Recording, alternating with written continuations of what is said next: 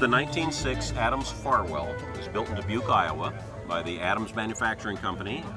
Fay Oliver Farwell, chief engineer and supervisor.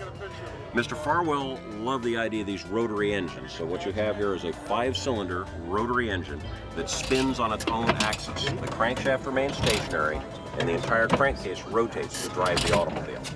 It's atmospheric carburetor, feeds in through a little box here of Mr. Farwell's own design. The fuel is brought down through the center, out through these channels here into the cylinders. Then it exhausts on the bottom stroke. As the piston passes back through bottom dead center, it ports open and exhausts through this pipe here. And then there's also a scavenging valve. It's a 4-stroke engine. So it does a full intake and then exhaust and then recharge again on the power stroke. So as it comes around and fires, it goes back around, of course, going through the power stroke, reaching bottom dead center back through here, so the exhaust gases are passing out here with the rotation of the engine. The engine comes back around. Now the exhaust valve is opened, coming back up to top dead center again, forcing the last of the exhaust gases out. Comes back around now through the intake stroke to the back of the engine, coming back up now on the power stroke and firing here. So it takes two revolutions, as in a normal 4-stroke engine. But in order to get that done with a 5-cylinder system, they fire every other time. Fay Oliver Farwell started playing with these in the 1890s, and he saw a motorcycle that was driven with a rotary engine mounted in the rear wheel. Thought that was a unique idea, would provide its own flywheel, provide its own cooling without any extraneous parts to work with.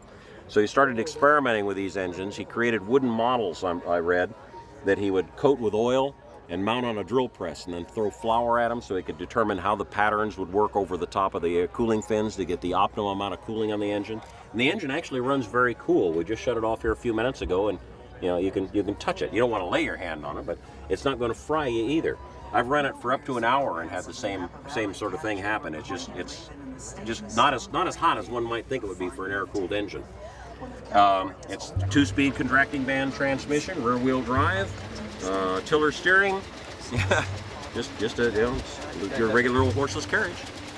It's the only one known to exist. We have one spare engine of Mr. Farwell's design. The Smithsonian Institute has a 5-cylinder experimental helicopter engine that was used in tethered experiments before World War I. And those are the only Adams-Farwell engines we know to exist. Where did you find this vehicle? This automobile has been part of the Harrah collection since 1964. We are now the National Automobile Museum, and we're donated this automobile when the Harrah collection was dissolved in the early 80s. We do have all of Mr. Farwell's printed literature on the automobiles. Mr. Harrah's library was very complete on that. So I have copies of the owners and sales literature on the automobile. Some photographs of early Adams-Farwell automobiles I wish had existed, and of course the other models before and after. Pictures of Mr. Farwell and the Adams brothers. They got out of the business about 1913. They decided that they were making more money making machinery and machine parts and that sort of stuff. The second owner of the automobile was actually Fay Oliver Farwell, who purchased it from the original buyer, took it back to Dubuque and made a few modifications. We are told that this automobile was originally delivered with a 3-cylinder rotary. So if you will, Mr. Farwell took it back home and hot rodded it a bit by adding the 5-cylinder 50-horse motor.